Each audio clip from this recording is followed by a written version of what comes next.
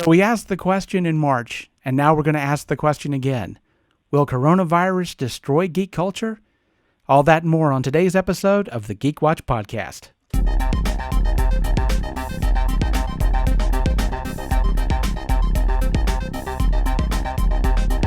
This is the Geek Watch Podcast with Brian Hatcher and Mandy Petrie.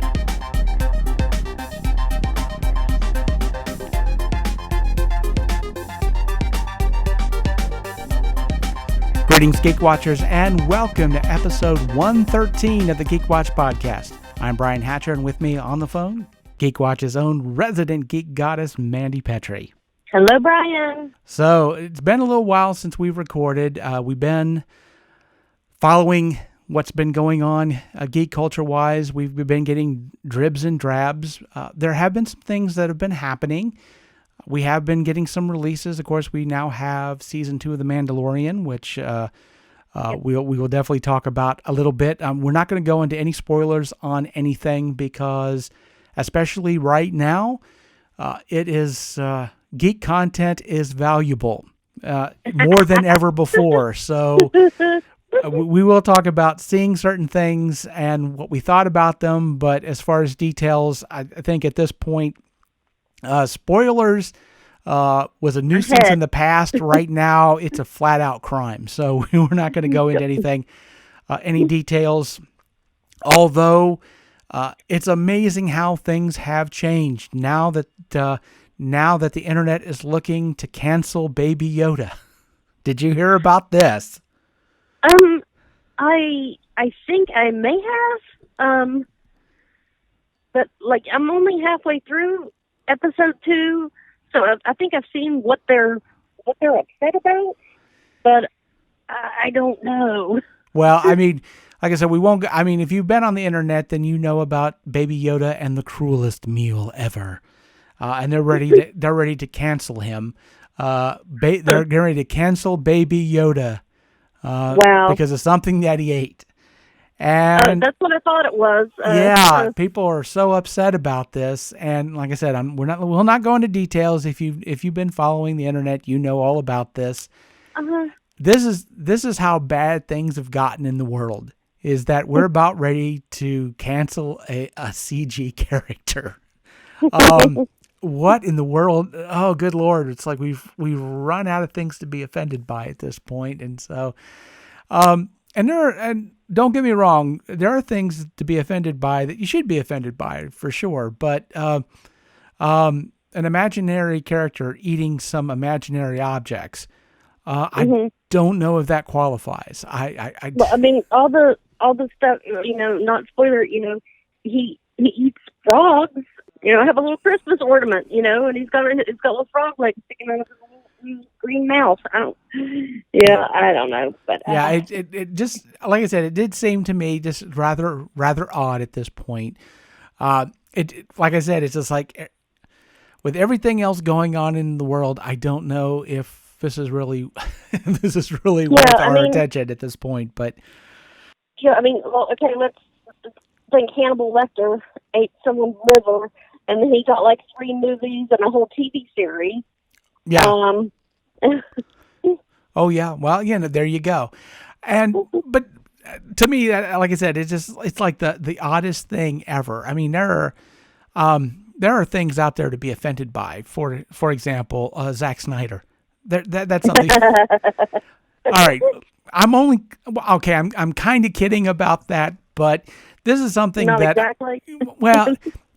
Here's the thing, and we're going to go back to this. We've discussed this a bunch of times, so let's keep talking about it because there's still news about it. But the Snyder Cut of Justice League, and I've been following how this has been going, and of course we talked about this in the last podcast about he's been getting money from Warner Brothers to do extra special effects and do CG and everything that he needs to finish the movie the way he intended to finish it. And we talked about this in the last episode about.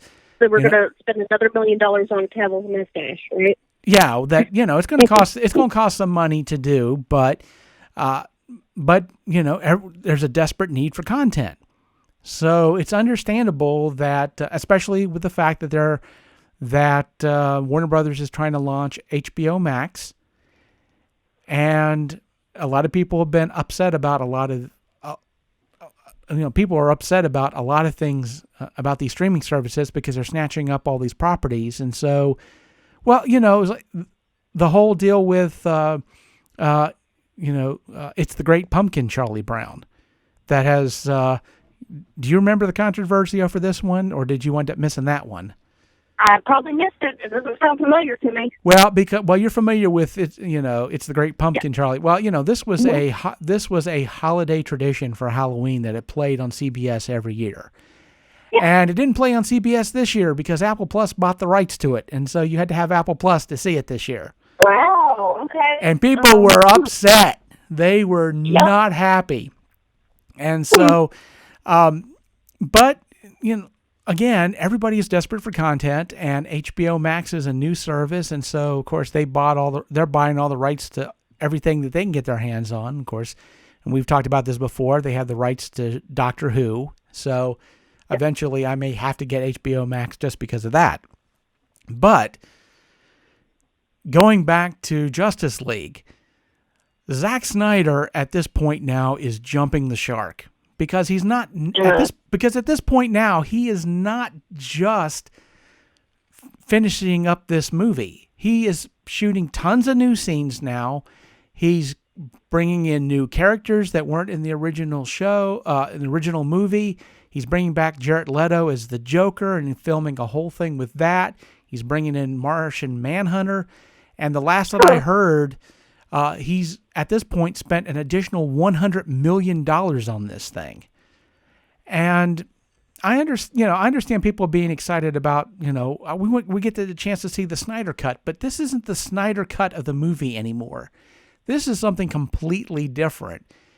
And again, for me, I think why this bothers me is because with everybody being excited to see the Snyder Cut of the movie, of course, that's what propelled this whole thing. But, I'm just wondering where the producer at Warner Brothers was when he should have been telling Zack Snyder that you need to chill out. Rein it in. You need to rein it in. And the reason I say that, not because that I, particularly would be upset and feel like it's the most horrible thing in the world if there's a 12-hour Snyder cut of this film, which is where it's going from. Everything that we're gonna get Lord of the Rings of the comic book world. Yeah, very possibly. But and that doesn't, if I'm not upset about that. I'm not upset that there would be a 12-hour Justice League movie. The problem is that Zack Snyder is going down this road where it's like he's adding stuff and adding stuff and adding stuff, and where does he stop?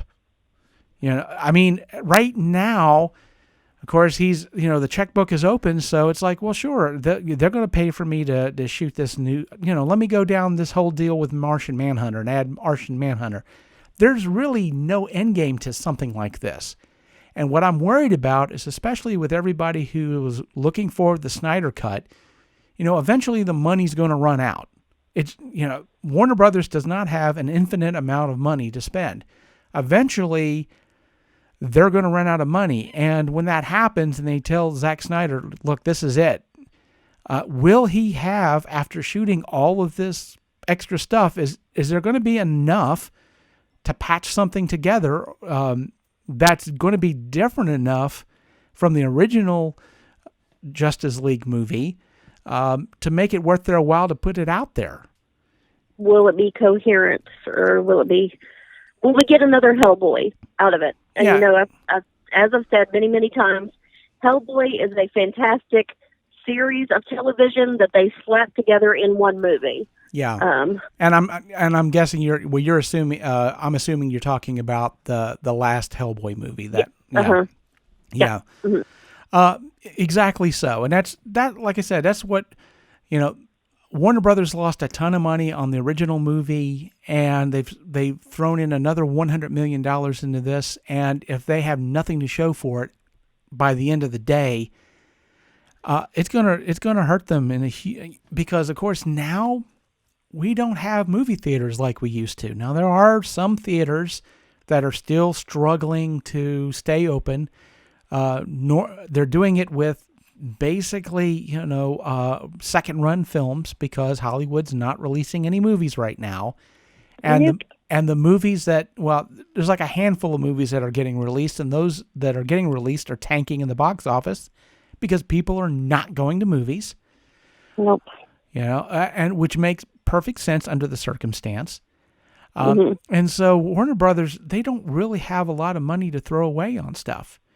And, like I said, if they're another $100 million in the hole for Justice League and have nothing to show for it, that's going to hurt. That's going to hurt their bottom line for sure. But it's also going to limit what they're going to be able to do going forward. And I mean that's what bothers me because, again, it's like Zack Snyder is off the rails. They're letting him do whatever he wants to do, and I've said this a bunch of times. I've always from a writer's standpoint, I've always said that sometimes producers can, especially executive producers, sometimes they tend to, they can really ruin a film because they're not they're not the creative types. I mean, they're the money types, and so sometimes they're thinking runtime. They're thinking, yeah, do we really need this really important scene? Yeah, Yep. and sometimes yes, you do, because it was again, it was producers that wanted to cut the battlefield scene out of Wonder Woman. That- And so sometimes, so many times they don't know what the heck they're talking about. But when you have a writer director who is, is completely around, is shooting tons and tons of scenes, adding new content that, that really, like I said, he's, at this point, Zack Snyder is exploring every idea that he's ever had for the DC universe, because I'm sure at this point he's thinking, well, this is the last time I'm going to get to tell this story. Everything is shifting away from my vision of the DC universe, and so any story that I wanted to tell, if I don't tell it now, it doesn't get told. And so we're getting all of this stuff. I mean, we're going into Joker and all the fan theories that are about this, and everything else. And so, but there has to be, you have to draw the line somewhere. It still has to be something cohesive. And if he's just going to continue to shoot stuff and make this bigger and bigger until he runs out of money, somebody somewhere is going to have to tell him, we've got there's got to be an end in sight here somewhere. Well, if you're given no limits, you're stifling your creativity. If you give yourself limits, you're generating it. Yeah. Out of necessity comes invention. Yeah. Well, I think that's why I feel that poetry is probably the highest form of literature, because of the restrictions of it. And I think that when you restrict yourself, again, part of what makes tennis the challenge that it is the net. When you don't have the net in tennis, it's certainly not the same game. And so, yeah, like you say, limitations spark creativity. And I've said this on this podcast before, but it bears repeating, that I think that Christopher Nolan, the problems that he's been having recently with films and why I haven't enjoyed them as much as his earlier films, is because of the fact that he's been able to get away with longer running times, and they just each movie is progressively longer than the last one. And Interstellar, I said it was a very interesting 2.5-hour movie, but it would have been an amazing 1.5-hour long film. Mm-hmm. But again, that's when you don't have, you have to have certain limits basically, and the fact that Zack Snyder doesn't have any, and they're just letting him spend money like water, eventually there's going to be a reckoning, and hopefully the fans don't wind up getting screwed out of a Snyder cut because of it. So it is what it is, but But Well, yeah. I mean, I'll say, I will never like completely praise the Hays Code of Hollywood. Like, oh, the Hays Code was a great thing. It wasn't. It was a horrible thing. But when you go and look at those movies, especially in like the horror genre, you had to meet those codes, and they had to be so subtle about it. And like the original, well, back last year we talked about The Haunting. When The Haunting of Hill House, the TV show. Well, back, The Haunting, movie that they made under the Hays Code. How do we get across these, things that are, we can't blatantly say them. How do we get them across? How can we just hint at them? So, Right. That's kind of thing. You give yourself a code. I'm not going to do this. I'm going to do that. And, how do we get around it? So, but. Yeah, and another good example of this, something a little bit away from geek culture, of course, is the Howard Stern show.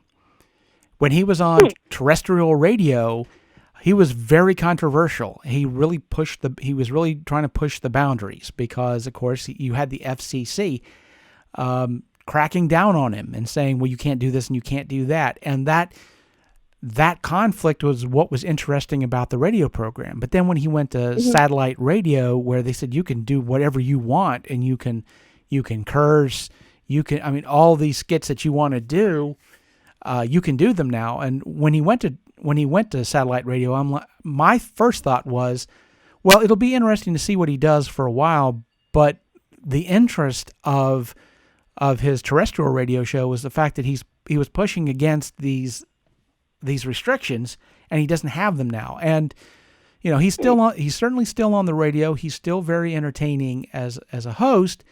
But one thing, if people have been listening to him for a long time, he doesn't do a lot of the things that he used to do because, again, it's not that interesting just to be controversial when you're not technically being controversial, because you can pretty much do whatever you want on the air. And so he in a sense, a lot of that stuff toned down. And I think he was really wise to do that because, there wouldn't really been a whole lot of interest in it if you didn't have somebody knocking on the door, of the studio saying, you can't do this, you can't do this. The conflict was the interesting part of it. And oh my God, I can't believe he said that on the air. Yeah. that was the fun of it. And of course it wasn't going to, in satellite radio, it just wasn't going to be there. And so being controversial, wasn't as interesting as it used to be. And to Howard Stern's credit, he, basically went, a bit of a different direction. I mean, he was still edgy.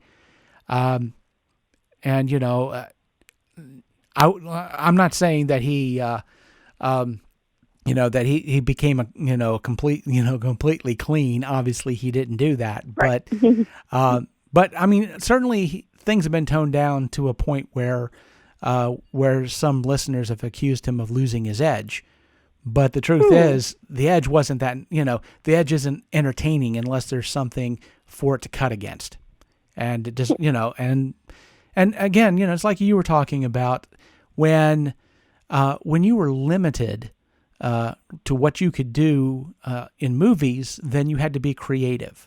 And I mean, it's very, and the thing about it is that the best example of this, to my mind, has to be the shower scene from Psycho.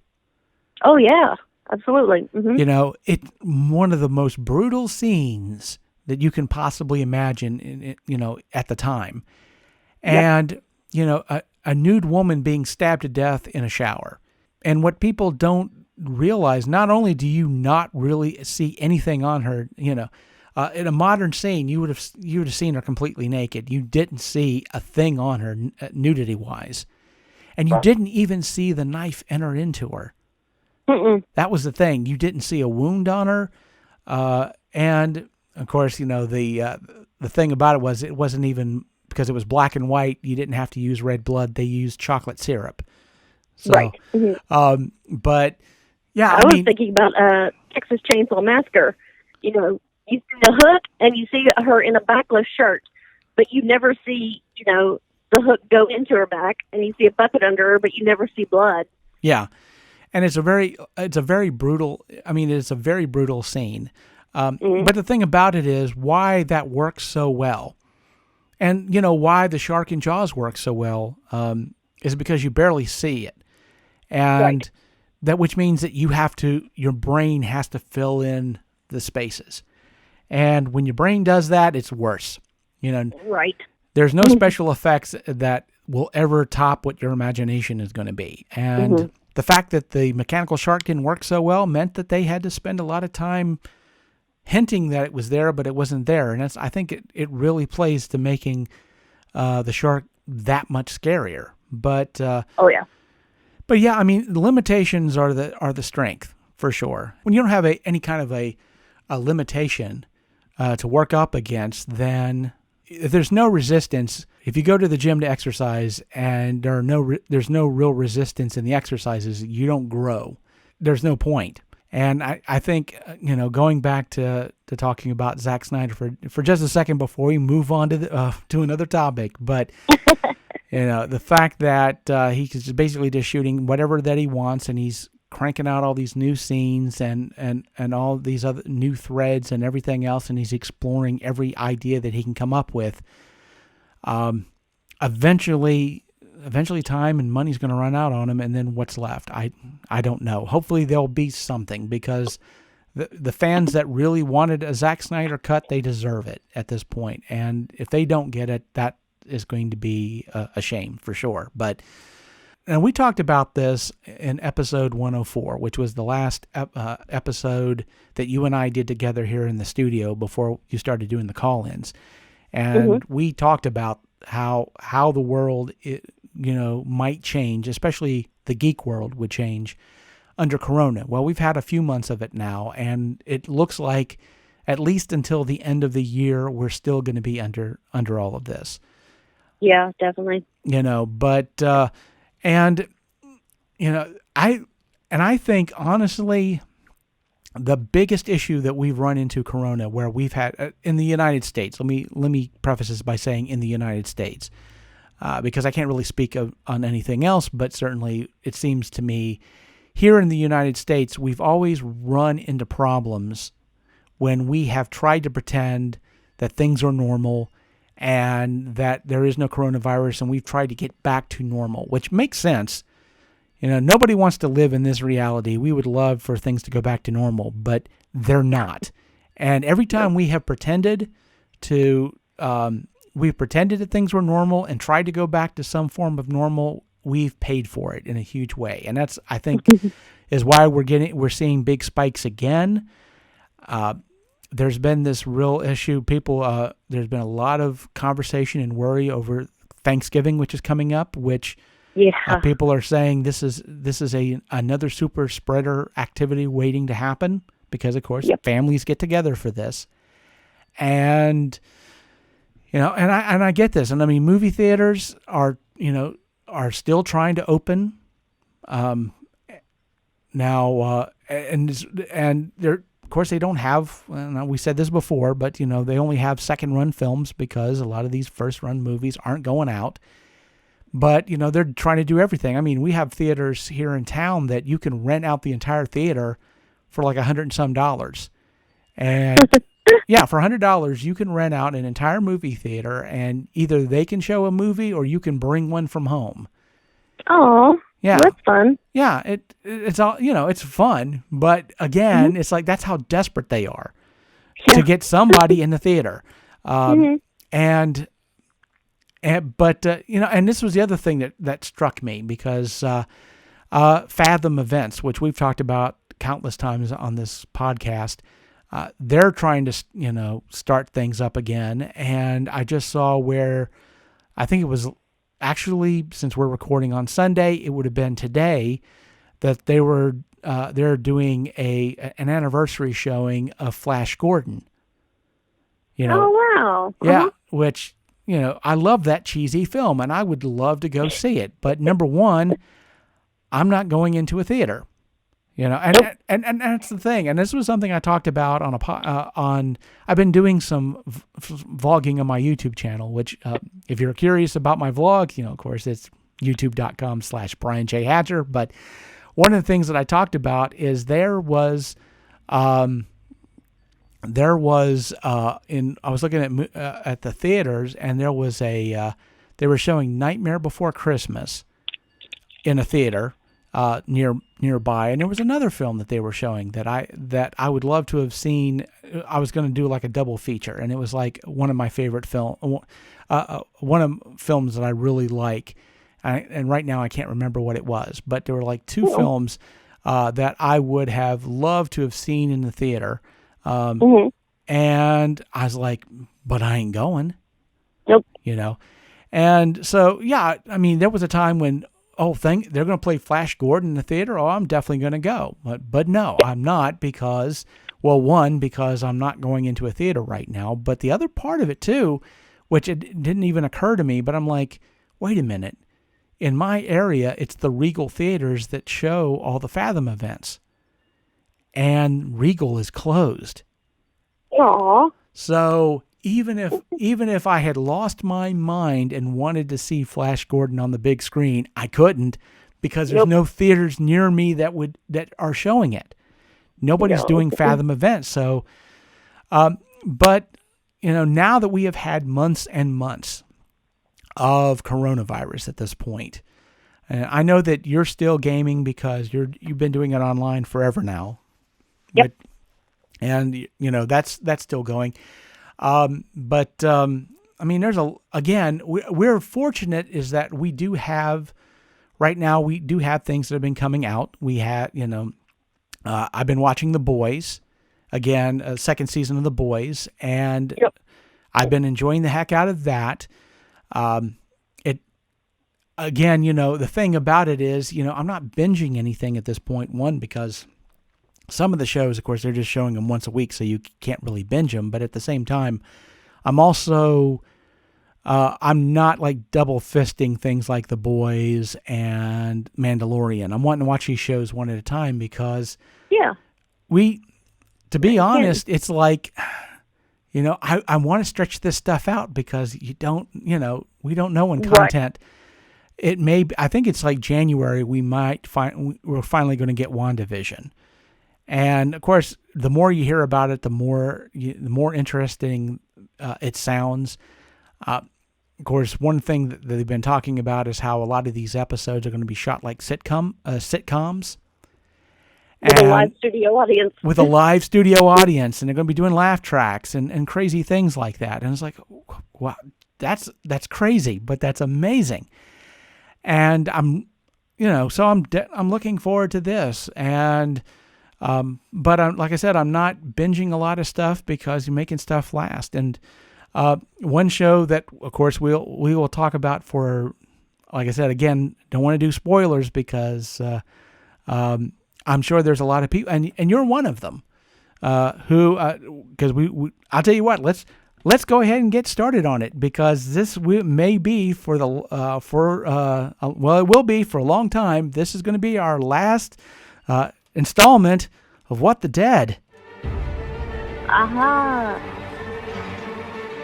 Because we did finally get that season finale. It was, I think they finally released it 3 weeks ago. And I just saw it yesterday. I waited. Oh, yeah. I still haven't gotten around to it. Yes. Well, the thing about it was, I'm sure a lot of people probably need to go back and watch the two-parter because there may be things by now that you've forgotten if you haven't already. But, but like I said, it's going to be very difficult to talk about this too much without going into spoilers. So I don't know how much that we can really say. Like I said, I don't really want to go into spoilers, but I will say that there was suspicion that we might see the return of a character, and they did not. If you've seen the previews, you already know that character was coming back, and I have a feeling this was like an 11th hour addition because this character said no lines at all in the entire show. But introduced a bunch of new stuff. And I will say, even though I guess this is going to be technically a spoiler, even though people have been knowing for a long time that this was going to happen, and I'm not going to go into any details about this at all, but we did get introduced to the Commonwealth. Okay. Which is from the comics, and which we knew that, if you've been following the comics, you knew this was going to happen sooner or later, but it finally happened. Okay. So, and of course, if they play it off, the look of the Commonwealth was pretty much out of the comics at this point. Excellent. And so, and if you're not familiar with the comics, the Commonwealth is a group of communities that, of course, we haven't seen in the TV show yet, but it's a group of communities of about 50,000 people. So it is massive. It's a metropolis. Yes, very much. Very much so. It's like, this is the biggest, for the comic, I would say in the TV show, it's the biggest group of people that we've run into so far, that we've actually run into. There's another group, just so they understand, the Three Circle people are not the Commonwealth. This is something completely different. So the Three Circle... So that's Georgie and them, right? Say what? That's Georgie and them? Yeah. Okay, all right. So, the Commonwealth is something a little bit different. Of course, people... and so we're probably going to run into, we're getting into that part of the comic. Now, the Commonwealth was really the last piece of was the last big community that we saw in the comics before, it came to an end.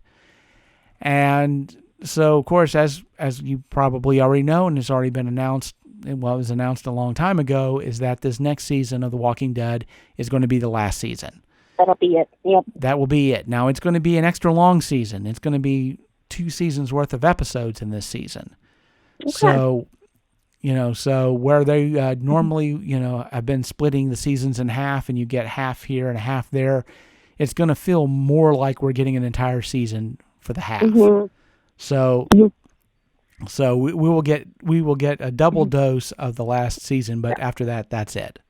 And now while I haven't seen the season finale, I do follow Hillary Burton on Instagram, and she showed a picture, and it said there was a chair that said Jeffrey Dean Morgan, that's her husband, Negan, and then there was a placard beside of it that said Hillary Burton, Morgan, and underneath it said Lucille.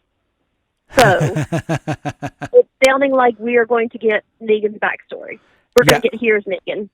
Yeah, which would be awesome. Unless, of course, they decided that Hillary Burton needed to voice the baseball bat. But, hey, weird things have happened. Yeah, well, that, getting the Here's Negan story, they hinted a little bit of it, of course, in the past seasons. Right. Getting to see that would be awesome, and I think that would be great. And getting to see Jeffrey Dean Morgan go down that road, because again, but he's working with his wife. His wife is playing his wife.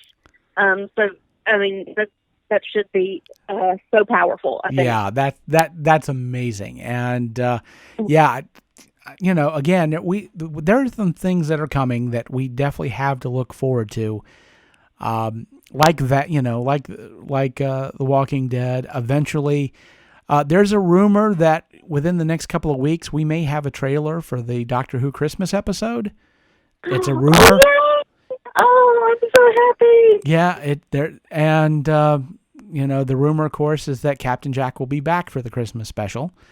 And I'm glad we're getting a Christmas special. And of course, we've talked about that on this podcast about how complicated I feel that doing those Christmas episodes are, because they are very emotional, and it always seems like that our latest showrunner, Chris Chibnall, has tried to shy away from the emotional side of things. And I think it's he's either going to need to start facing this stuff head on, or he needs to step aside, because some of the great, episodes of Doctor Who are the emotional ones. And I really feel that that Jodie Whittaker hasn't been, as far, she hasn't been giving, where is her powerful episode? I mean, every Doctor has had, even the last Doctor, Peter Capaldi, when I think of the really emotional Christmas episodes, the Husbands of River Song, holy cow! If you can get through that and not get even a little misty-eyed, you're a sociopath. I mean that last scene at the end, it just gets me. The last scene, and I know you haven't seen any of the Peter Capaldi ones, but we definitely have to rectify that, because there's some really incredible moments. I mean, that Heaven Sent, holy cow! That was like, those are the moments where you're like, I didn't realize Doctor Who could do television like this. I'm like, that's crazy. Another Peter Capaldi episode that was just like, it just freaked you out. And I feel like Jodie Whittaker hasn't had that moment yet, and she deserves it. She deserves it. Oh, She's yeah, an absolutely. She if Chris Chibnall can't deliver it, get out of the way and let somebody who can do. Because she deserves it. The fans deserve it, and I hope that getting this Christmas episode is going to give us that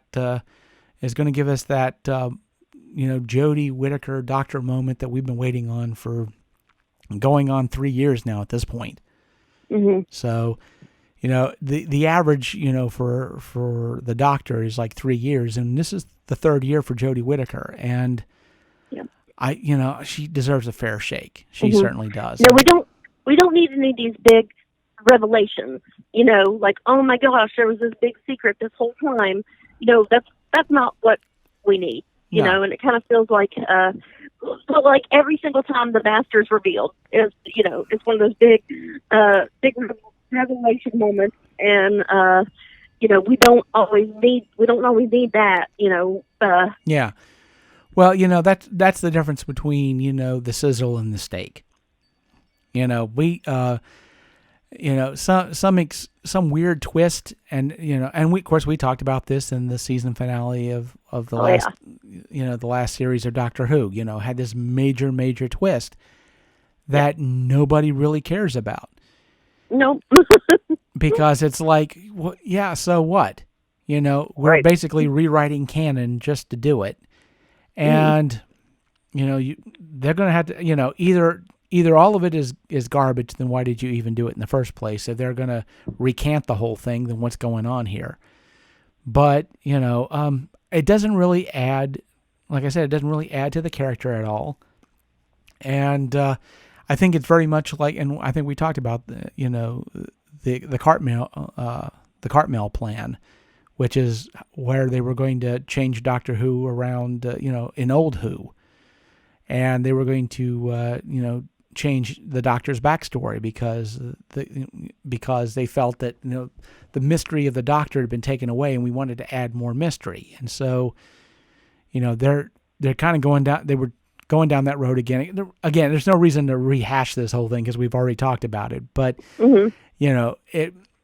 making a change just to make a change isn't good storytelling, but good storytelling is good storytelling. And hopefully this Christmas episode is going to be the great storytelling, that wonderful emotional Christmas story that we've been waiting for, and it will allow Jodie to basically show people, the type of actor that she really is, Right. Show people that, yeah, she was the good choice for the Doctor. And Right. Yes, absolutely. And so that's my Christmas wish for that episode. But, in the meantime, we've, it's just a good time to catch up with it's a good time to catch up on old on shows you maybe haven't seen yet. We've got great stuff going on with The Boys, the dynamic. Like I said, I'm not going to go into any spoilers, but the dynamic between Homelander and Stormfront, Yeah. I find absolutely fascinating. I'm like, this is amazing, and it's the depth in all of these characters. Is just incredible, and I'm really enjoying what I'm seeing so far. And that's, there's, like I said, there's a lot of great stuff, on the way, and I'm looking forward to seeing some Marvel movies again, and I'm looking forward to seeing some DC movies again. Will it be in a theater? I don't know. I honestly don't know. Of course, we talked about this before. Disney is now looking at how do we continue the movie business if we don't have theaters to show movies in. Yeah. But just like everything else in the world, COVID has been a stress test for everything, and things that have been BS have been getting crushed left and right. And the studio system has been problematic for a long time, but it was the only game in town, so you just kind of ignored it. Now people aren't ignoring it, and there was a time when movie theaters had power, and when different directors thought about, and this happened more than once, where a director thought, hey, what would happen if I did a theater release as well as like a pay-per-view release simultaneously? And theaters were like, well, if you can release it on pay-per-view if you want, but you won't show in our theaters. And so they so they either didn't get shown in theaters because they decided to go straight pay-per-view, or they kowtowed.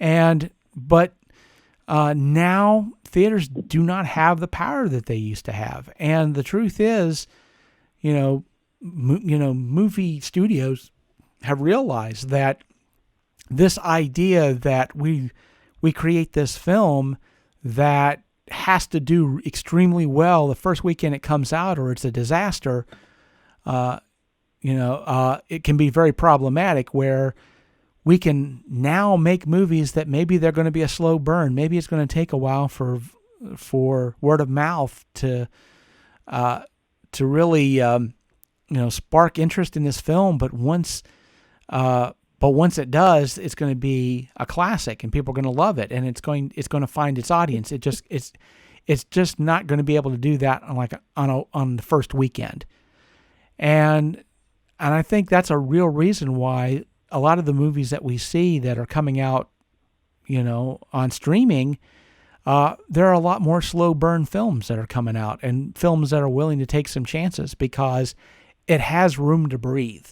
Where in a theater, you've got to go in and you've got to deliver big the opening weekend, and that limits the kind of films that you can make. And I think being able to make films that aren't out the gate, big blockbusters, but have the potential of making more money over the long run, I think is more attractive now to studios, because they now have a venue to be able to do that. And I don't know if theaters recover at this point. Like I said, Regal, they said that they're not reopening until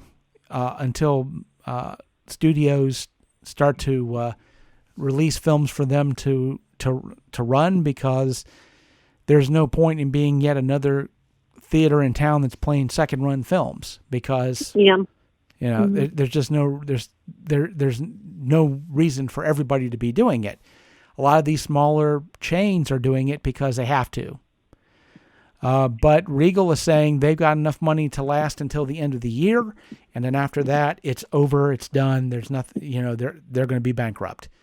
And at this point right now, it looks like the theaters are not, movies are being postponed to 2021 at this point. So, Regal is probably gone at this point, and AMC is going to be close behind them, and they're two of the biggest theater chains in the United States at this point. So, we do have at this point, we are very fortunate to, that Pfizer now says that they have a vaccine that is 90% effective, which is a miracle if it's true, because they were saying it would be like finding, it would be like the holy grail to find.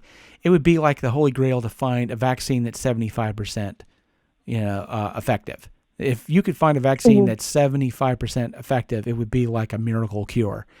And they found one that's 90%. Now, of course, the issues with it is, well, we will not go into all the political stuff that's going on. We've all heard it. We're bored of it, I'm sure. But, as far as the vaccine itself, of course, it needs to get FDA approval. And once that happens, there are some states, for various reasons, that feel like they have to prove it as well, because there are questions about fast forwarding stuff through the FDA without maybe not being properly tested, and so they'll have to certify it at the same time. And that if everything is on the level, which I have a feeling that it will be, because Pfizer and the German company that's been working with them to come up with this, they've pretty much done this independently. So any politicizing over the this vaccine, it should be pretty much non-existent. So, but it is a vaccine that has to be kept really cold. So transportation is going to be a challenge. It has to be below zero cold, is from what I understand, until the point where it's used. Mm-hmm. And it's not a single shot; it's a double shot. It's like a shingle shot or some booster shots where you have to get one shot, and then you have to wait a month and then get the second shot. And any pharmacist will tell you that these double shots are really a headache because somebody will come in and get the first shot, and then when it's time to get the second one, come back. And they never come back. Well, I had my shot. I don't want to do that again.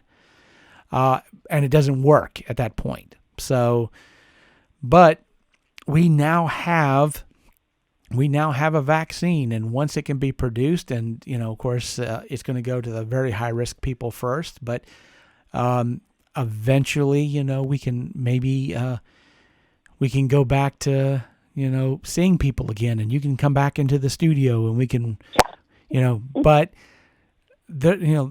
after all these months, and like I said, back in episode 104, we sat here and we speculated how, what was going to happen with Corona and in the geek world and just the world in general. And obviously at this point, the world isn't going back the way that it was. And right now, I wouldn't even begin to speculate what the world is going to look like. At least until the end of the year, I do not expect there to be a whole lot of changes, except that we are now going into lockdown again. Here in West Virginia, the governor has basically said that people who are required to wear masks when they go into any public building, and if they are not wearing these masks, they will be arrested. He's gone that far, and he's a Republican governor, so that should tell you how serious things are going to get. And we are seeing another spike. And so these next 2 months are going to be absolutely rough, because we are, what are we at this point as far as, well, Texas was the first state to have a million cases, and every day at this point, because people said, this would slow down when the weather got warmer, but it would speed up again as the weather got colder, because of course that's going to drive people inside. And so, we are, it's like every week we seem to break another record for cases and deaths. And so things are going to really lock down in a real way in the United States for the most part, which unfortunately it's going to need to. But after months of dealing with Corona, I mean, it's going to be what's going to be left on the other side. I can't even begin to imagine. Every health expert that I've heard, they've said, we're not going to be able to really, come to a solution, and beat this thing if we're not willing to go on a 4 to 6 week complete total lockdown. Mm-hmm. And we have, and that's the thing too, is that we have lost so much at this point. We've been bleeding out slowly, and maybe if we had been willing to lock down for 4 to 6 weeks and people were more willing to wear their masks, we'd be in a better situation than we're in. But we're not.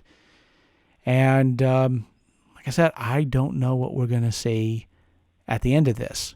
I don't know what 2021 looks like. Some people have hope for the future because, at this point, there are changes coming down the pike that, depending on how you feel about it, you may feel hopeful or may even be more worried. But, as things, winter, to borrow from Game of Thrones, winter is coming.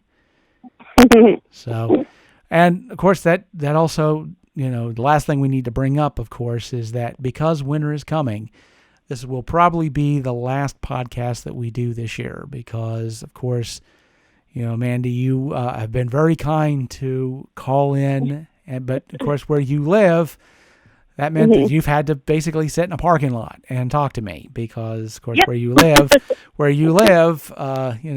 the phone signals, the phone signal is just not the best, and obviously, no one's asking you to sit in a snow-covered, frozen parking lot when it's 10 below to do the podcast. Even if there's anything to report. So I figure 113 is going to be it for the end of the year, which is a shame because, as I said, we should have been a lot farther along in the number system at this point. And like I said, one of the sad things is that, of course, we are going to miss our 3rd anniversary of doing the podcast together because that's in December. So I did, 3 years. Can you believe that? No. Yeah, it has been that long. So of course, like I said, I wanted to take the time to thank you for, this all during the Corona thing, the fact that you were willing to make the time to go out into a parking lot and talk to me. And to all the Geek Watchers, I deeply, deeply appreciate it. It was a major inconvenience for you to do that, and I appreciate that you did that. And I certainly miss the fact that we don't get a chance to do this podcast weekly, and we don't get to see each other face to face. That was, a highlight of my week every year, and I certainly have missed that over these months. And it is my hope and my wish that in 2021, whatever the new normal is, that you and I will once again be able to do a weekly podcast and be able to see each other face to face and talk about things that we love and not have to discuss this horrible Corona thing except as a point in history. But whatever reality is, whatever 2021 turns out to be, I guess that you and I will find out together. And so at this point, I'm not sure when we will be podcasting again. If something were to happen where, we can be vaccinated and, it's safe to get back together, then we can certainly start doing podcasts then. But until that point, and I've heard talks of March and April, which means, it might be, like I said, January and February, it's obviously going to be too cold for you to be sitting out in a parking lot. So short of being able to get vaccinated and assured that it will be healthy to meet up again, we're just going to have to wait for the weather to get warm again, I suppose. But yeah, this looks like this is it for 2020. And if I have any message for 2020, good riddance. Good riddance. I'm done. I don't know how you feel about it. But 2020 was the weirdest freaking year ever for everybody. Interesting time. Well, the apocryphal Chinese curse is "May you live in interesting times." Right. And that's what we've been doing. So, but that's going to be it for episode 113 of the Geek Watch podcast. And unfortunately, it's going to be the end for the year. But hopefully sometime soon, we'll be able to get back together and talk about news and views on Geek Culture again. And so for Mandy Petrie, this is Brian Hatcher, reminding all the Geek Watchers, because it's more important than ever to remember this, is we're all geeky about something. Be proud of yours. We'll see you soon, hopefully. Thank you for listening to the Geek Watch podcast. If you enjoyed this program, don't forget to like and subscribe on your preferred platform and share this podcast on your social media. For links to all the ways you can listen to the Geek Watch podcast, as well as leave comments and suggestions, visit our website at geekwatch.net. The Geek Watch podcast is a Hanging J production.